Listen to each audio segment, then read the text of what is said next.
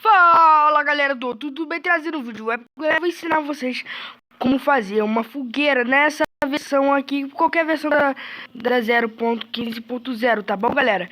Então, mas ela não dura muito tempo, tá? Mas na 0.16 deve durar, né?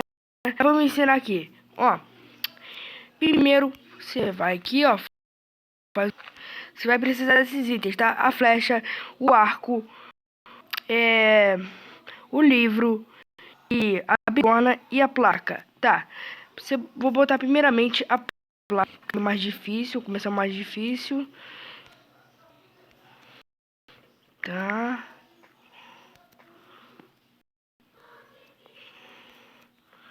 Eu acho que errei aqui, hein? Acertei. Errei de novo. Calma. Errei. Pô, mano, aqui tá difícil. Aí, galera, acertei. Tá. Aí você pega a bigorna. Bota... Ó, galera, e eu aprendi, não vi nenhum canal não, tá? Tum. Eu já tô com a flecha aqui, então, galera.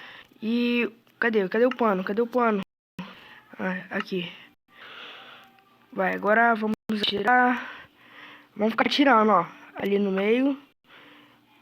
Aqui. Aqui. Aqui. Aqui também. Encher de fogo, ó.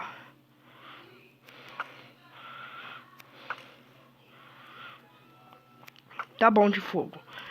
Aí você vem com o kit, vai enchendo e pronto, galera. Tá aí a fogueira. Muito obrigado, se inscreva no canal e valeu. Dá um tapão aí, valeu.